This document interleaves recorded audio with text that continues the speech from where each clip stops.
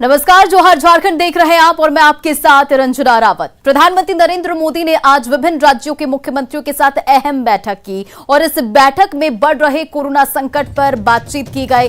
Meeting के बाद PM Narendra Modi ने कहा कि कुछ राज्यों में पिछले 2 हफ्तों से कोरोना के केसेस बढ़ रहे हैं, जिससे अलर्ट होने की जरूरत है। प्रधानमंत्री ने कहा कि बीते 2 सालों में कोरोना को लेकर यह हमारी 24वीं बैठक है। कोरोना काल में जिस तरह केंद्र और राज्यों ने मिलकर काम किया है और जिन्होंने कोरोना के खिलाफ देश की लड़ाई में अहम भूमिका निभाई है, मैं सभी कोरोना वॉरियर्स की प्रशंसा करता हूं।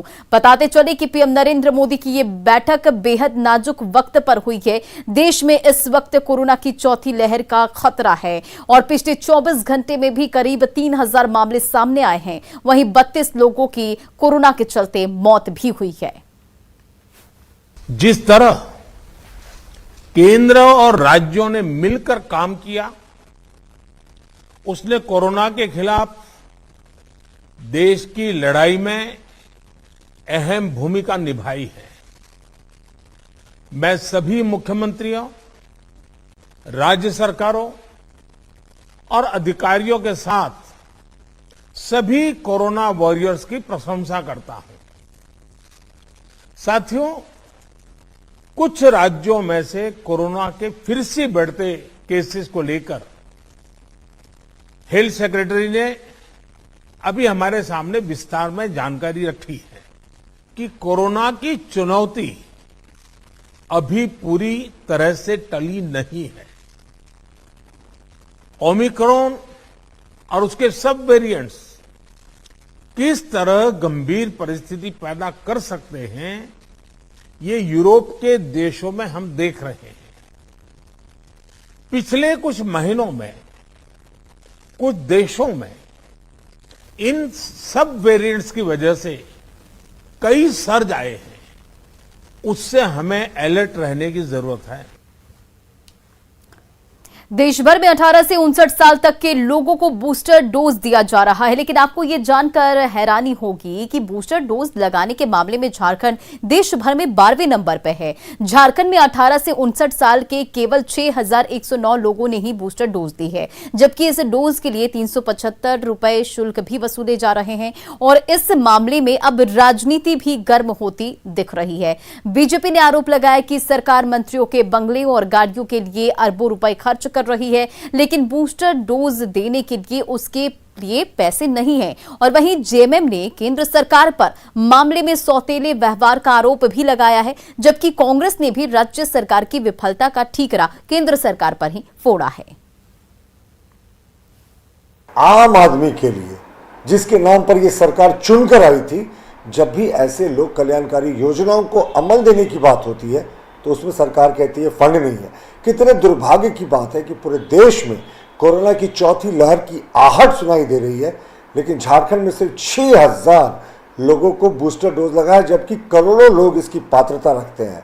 तो हम पूरे तरीके से मानते हैं कि हाल में मौतें भी हुई हैं, और अगर बूस्टर डोज नहीं लगाने के कारण मौतें होंगी तो ये सरकार पूरे तरीके से इसके लिए जिम्मेवार होगी। आपने 12वां स्थान जो बताया, जहाँ तक मेरी जानकारी है हमसे भी पीछे कई भाजपा शासित राज्य हैं, वो हमसे पीछे हैं। उसमें क्या कारण है, पूछा जाना चाहिए। और जहाँ तक बात है, आप इस राज्य का लाखों करोड़ रुपए बकाया रखे हुए हैं, इस राज्य के साथ सौतेला व्यवहार कर रहे हैं। जितना प्रताड़ना हो सकता है, लोकतांत्रिक व्यवस्था में ऐसा देखने को बहुत कम मिलता है। ये हमें लगता है कि आंकड़ों पर जाना उचित नहीं है।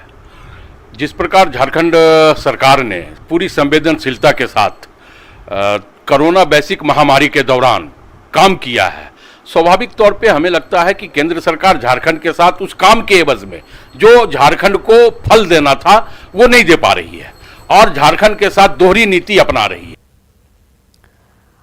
और बुलेटिन में अब बात है गिरिडीह में जारी धर्मांतरण की। धर्मांतरण पर कड़े कानून के बाद भी धर्म परिवर्तन में जुटी मिशनरियां हार मानने को तैयार नहीं दिख रही है। गिरिडीह में सदर प्रखंड के बेरदोंगा पंचायत में 1000 आदिवासी रहते हैं और आज से 15 साल पहले सभी आदिवासी सरना धर्म को मानते थे, लेकिन हाल आज ये है कि आज की तारीख में यहाँ की आधी आबादी ईसाई बन चुकी है और जो आधे लोग बचे भी हैं वो भी ईसाई बनने को तैयार हैं। लोगों का मानना है कि ईसाई बनने से सारे दुख दूर हो जाते हैं। आरोप है कि मिशनरियों ने इनका ब्रेन वॉश कर दिया है, जिससे हर आपदा में ये प्रभु यीशु की कृपा से ठीक होने का दावा कर रहे हैं। वहीं ये भी आरोप लग रहे हैं कि ईसाई धर्म मानने पर आदिवासियों को आर्थिक मदद के साथ ही गिफ्ट भी दिया जाता है। दंगो गांव में क्या है धर्मांतरण के हालात, इसका जायजा लिया हमारे संवाददाता एजाज अहमद ने।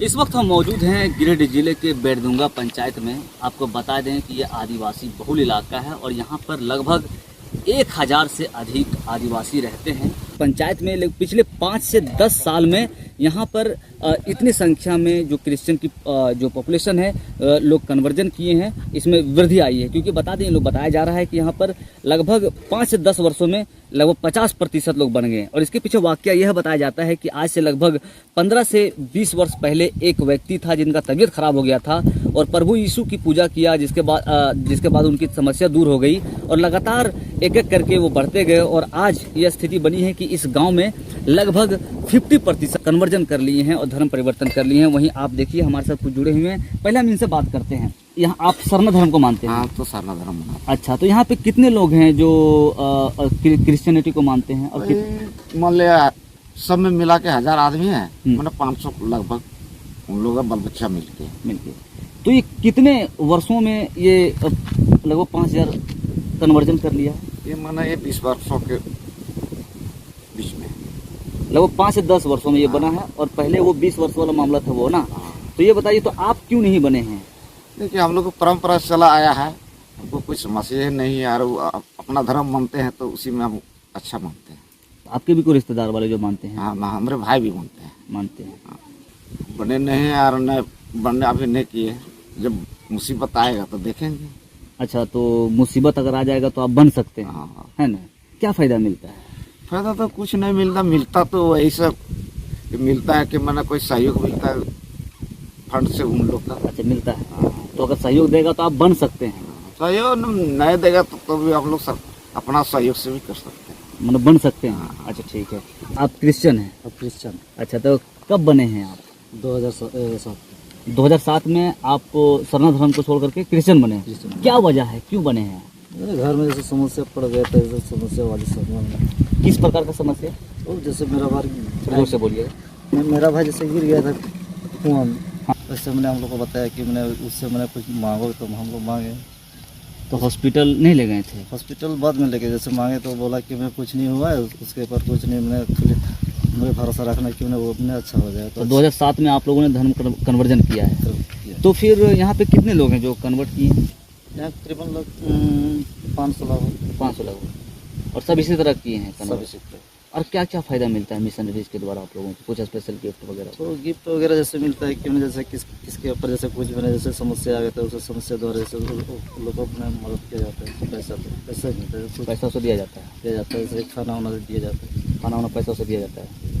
तो और भी लोग बनना चाहेंगे यहाँ पे, तो और भी बनने वाले हैं? हाँ, और जैसे जैसे जिसको समस्या आएगा तो अपने बनेगा। कुछ लोग सरना धर्म को अभी भी मान रहे हैं।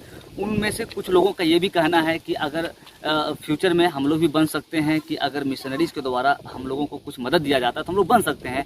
वहीं जो क्रिश्चियन समुदाय के लोग हैं, इनका कहना है कि लोग बनने को तैयार हैं और ये लोग भी क्रिश्चियन बन जाएंगे। वहीं दूसरी ओर इन लोगों का कहना है कि मिशनरीज के द्वारा इन लोगों को बड़े पैमाने पर मदद दिया जाता है। जब भी ज़रूरत पड़ती है, आफत आती है, तो इन लोगों को मदद दिया जाता है, जिसकी वजह से ये लोग बड़ी संख्या में सरना धर्म छोड़ करके क्रिश्चियनिटी को अपना रहे हैं।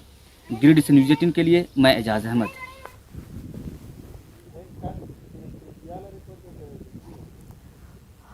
और देखिए, प्रधानमंत्री नरेंद्र मोदी ने अभी तमाम मुख्यमंत्रियों के साथ कोरोना को लेकर एक अहम बैठक की और अब इसे लेकर झारखंड के स्वास्थ्य मंत्री बन्ना गुप्ता कुछ कह रहे हैं। चलिए आपको सीधे वहीं ले चलते हैं। और उनका ज़्यादातर उनका जो संबोधन था वो पेट्रोल और डीजल पर ही आधारित था और जिसमें उन्होंने झारखंड का भी जिक्र किया। तो मुझे लगता है कि आज की बैठक स्वास्थ्य की दिशा और दशा मजबूत करने के लिए कम थी और देश को पेट्रोल और डीजल के दाम में लगातार जो बढ़ोतरी हो रही है उसमें सफाई देने के लिए ज़्यादा थी। शेष उन्होंने कुछ कुछ विषय कहे हैं और हम लोग जो उन्होंने स्वास्थ्य की तरफ थोड़ा बहुत उन्होंने ध्यान जो आकृष्ट किया है उस पर भी हम गंभीरतापूर्वक पहल कर रहे हैं और हमने जो बात वो कह रहे हैं, हमारे प्रधानमंत्री जी का जो आदेश निर्देश हो रहा है, हम उस आदेश निर्देश का अनुपालन पहले ही कर रहे हैं। और अभी हमारे यहाँ मात्र जो है 22 केस बचे हैं और हम लोगों को कोई घबराने की ज़रूरत नहीं है, न डरने की ज़रूरत है, लेकिन हम निश्चित तौर पर हम ट्रीटमेंट भी, ट्रैकिंग भी, सारी चीज़ों पर हमारा ध्यान है और राज्य सरकार जनता के प्रति गंभीर है।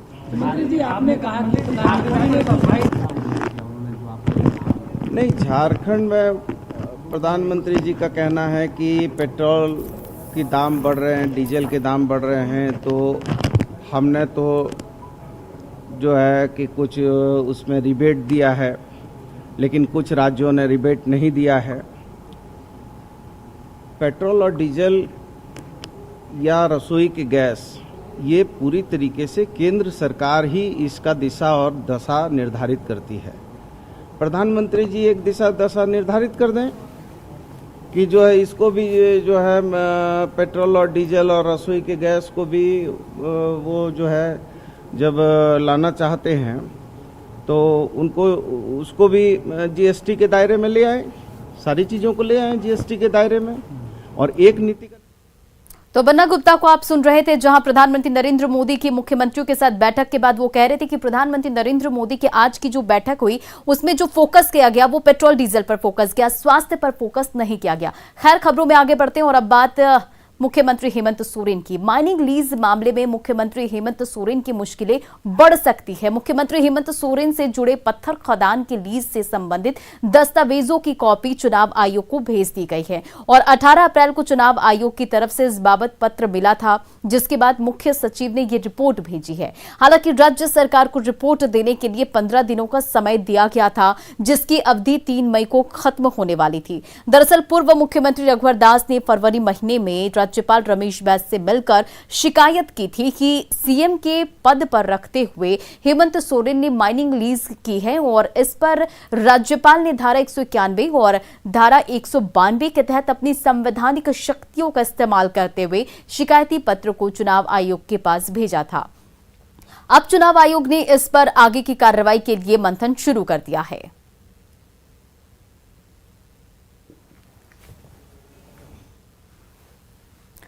और चलिए अब आपको यह भी बताते चले कि चुनाव आयोग अब आगे क्या कर सकता है इस पूरे मामले पर। सरकार की तरफ से मिले कागजात के आधार पर चुनाव आयोग अब हेमंत सोरेन से उन पर लगे आरोपों पर जवाब मांगेगा। जवाब के बाद आयोग फैसला करेगा कि लोक प्रतिनिधित्व अधिनियम 1951 के धारा 91A के तहत विधानसभा की सदस्यता समाप्त की जा सकती है या नहीं। जवाब के आधार पर चुनाव आयोग अपनी रिपोर्ट राज्यपाल को देगा और अब ये देखना होगा कि चुनाव आयोग कितने दिनों के भीतर मुख्यमंत्री से जवाब मांगता है और आगे की पूरी कार्रवाई की जाती है।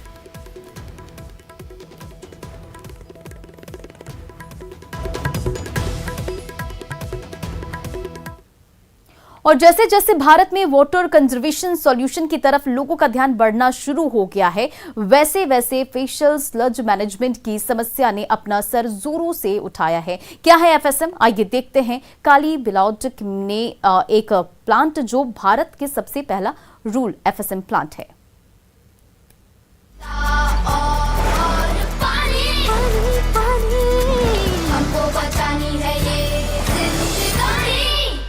When we talk about the Kali Bilod, the entire project, it is intended to treat the fecal sludge of about 3 gram panchayats in the close proximity. It covers well over 3,485 households. A majority of the habitation is worried about the ecological integrity.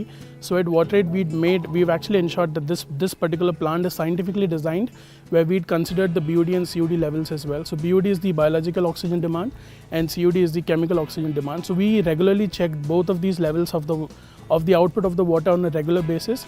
Now, when we look at disposal of fecal sludge in rural areas, especially where there are large number of households that have septic tanks, and in the future, eventually septic tanks lead to the immense problem of, desludging with regards to FSM, fecal sludge management. So when this plant is run at its full capacity, it has an impact of managing fecal sludge more efficiently.